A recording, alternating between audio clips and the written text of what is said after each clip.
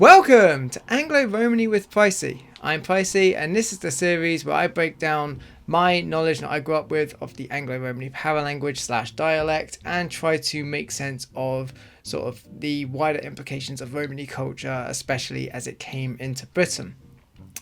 You'll notice that the curtain is sort of halfway drawn today. Sometimes the light is just this weird kind of soft light and it just permeates the room kind of equally and makes everything really dark on the focus of the camera. So no matter what kind of lights I have up, I've got to have that curtain closed today.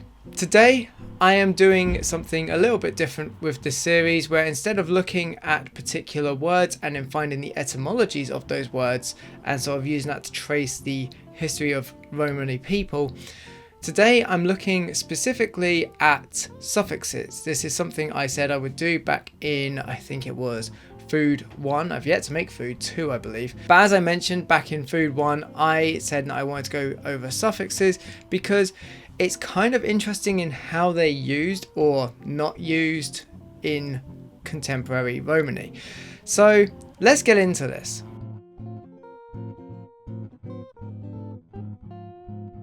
The first thing I want to quickly mention is gendered nouns. Now, like English, Romani in the UK used to have gendered nouns. Generally, the way it went was if it ended in an O sound, then it was masculine. If it ended in an E sound, it was feminine. We still see this a little bit. Words like rackley still contain their E sound, but there is also the equivalent racklow, meaning another word for boy or man. Muscaro we see as the basis of musca, which means policeman, but I suppose in if that word had continued to be used into a more contemporary age where you get a lot more women in the police force, then you would have seen muscari, and so on and so forth. As you can tell, this is something that's fallen by the wayside, much like it did with English. Old English used to have gendered nouns as well, much like German, French, and all manner of Latin, Germanic, and Slavic languages found across continental Europe. But these suffixes fell out of favour in English completely, and everything became a neutral term unless it specifically referred to a person. We obviously have things like actor, actress, waiter, waitress. But in Anglo-Romani, it seems to be quite a bit more random. As I already mentioned, rackley still means woman specifically, but we now have chavi, which back then would have meant girl, and we would have had chavo for boy. Chavi was the one that continued to exist into the 20th and the 21st centuries, the one that I still grew up using. So chavi just means child, generally, and if you're referring to a group of children and there's one boy in that group and the rest of them are girls, then you would say chavis.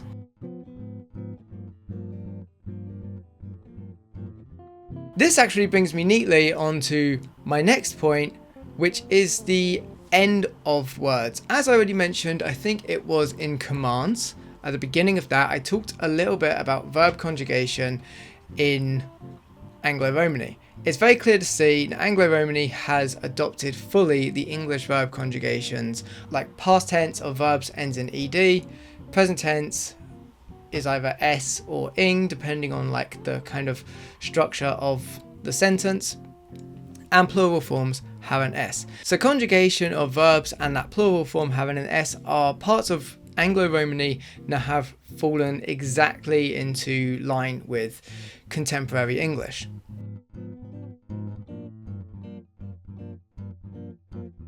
Now, if you watched Food 1 and you remember this next bit quite well, then you can feel free to skip this whole chapter and go to the next word. But basically, I'm just going to go over the same stuff I went over in that one quickly, which is to say that we have this iben and ipen suffix that is not really an obvious one that gets used in Anglo-Romani, but rather one that is used in continental Romani. And as I mentioned in Food 1, there was this guy called Wolfgang Schmid who compared it to the Indo-Aryan Itavia, And what this was a suffix that was deverbal, a deverbal suffix, which basically meant that you would take a verb and turn it into a noun, much in the same way as the gerund form does in English. However, as I also mentioned in Food 1, there was another academic called Anna who said that in continental Romany, this was something reserved specifically for abstract nouns, that is to say, nouns that you couldn't touch. Not that I can think currently of any examples of this being done in Anglo-Romani, so I can't really think of any specific Anglo-Romani gerund forms off the top of my head, but I'm sure they exist, and certainly I can't think of any that follow the pattern of continental Romani as mentioned by Wolfgang Schmid and Yaron Matras, which is the iben ipen suffix. However, like I talked about in Food 1, there are the occasional words like hobin, which is not an abstract noun at all. Hobin is food, and that's a very concrete noun, something that you can actually handle. This did the same pattern of being based on the word eat, which was ha, and iben being slapped on the end of that to make it into a noun. So you go from I don't know, eat, the verb, to something that is eaten, food. Like I say, no, this is a complete bastardization of how it's done sort of in continental Romani, and it's just another one of those things where, as Romani people have been more settled in the UK over the past couple of hundred years, it's really changed the language.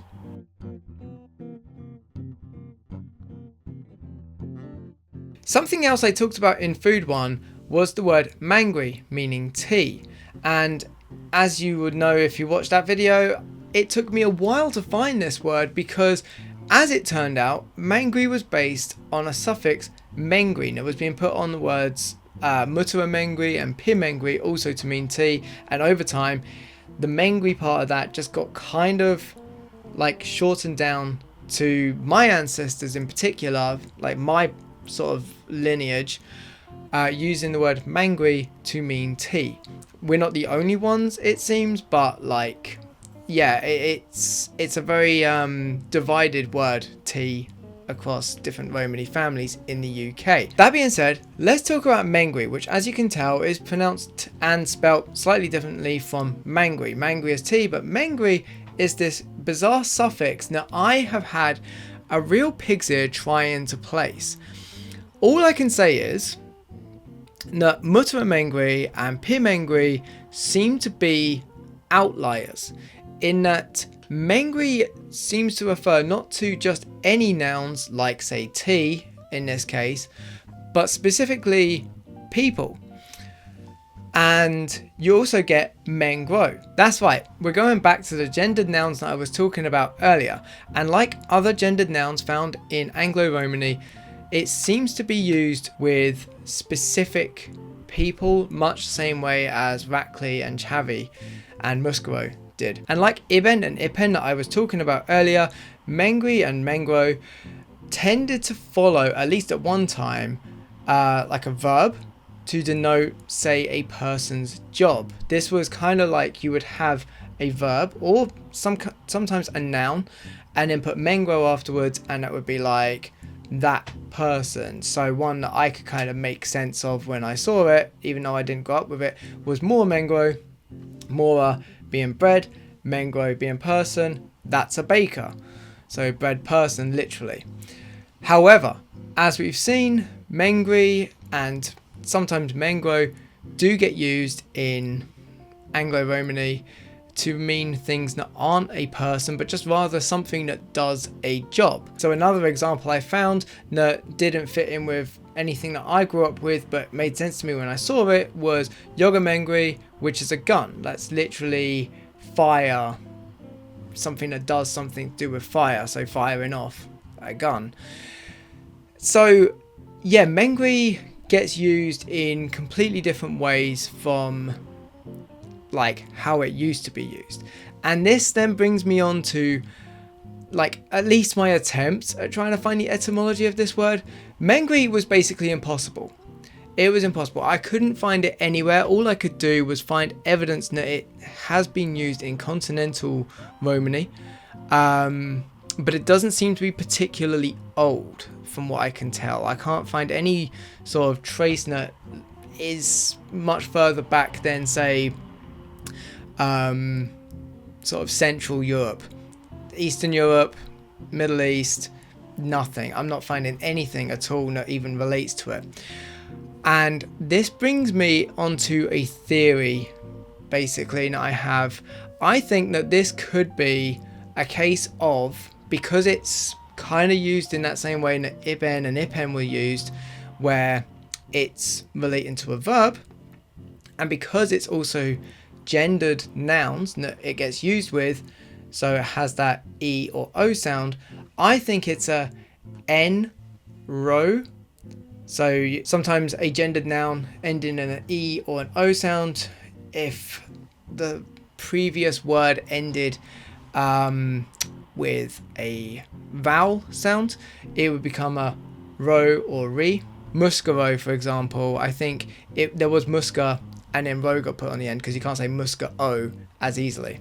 So I think it's purely speculative, but I think that's what happened, and then it got slapped on the end of like a deverbal suffix. So you had the deverbal suffix followed by the gendered like noun of it, and that ends up becoming this Mengri or at least Engri or Mengro sound, and then the rest just sort of followed.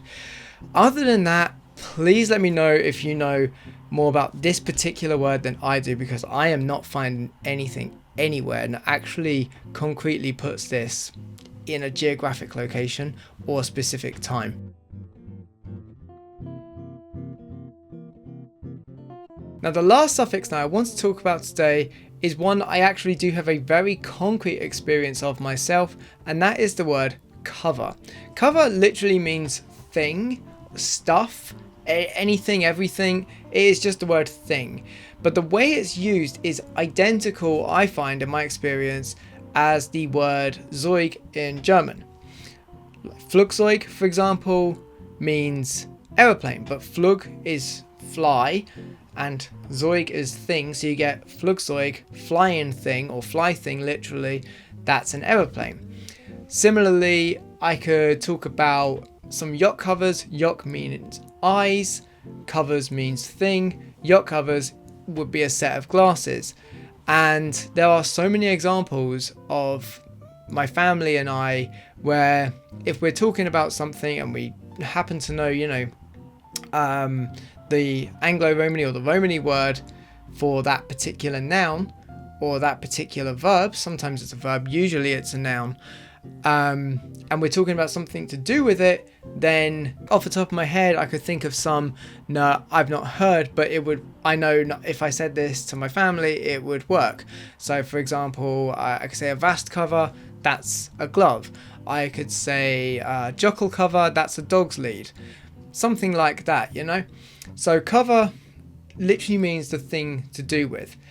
And once again, this is one that is widely attested across Anglo-Romani, and it seems to be, at least according to Yaron Matras and his research and research of a few others, something that is found across continental Romani as well. This is one that actually does get used the same way it does in Britain as it does in the rest of Europe.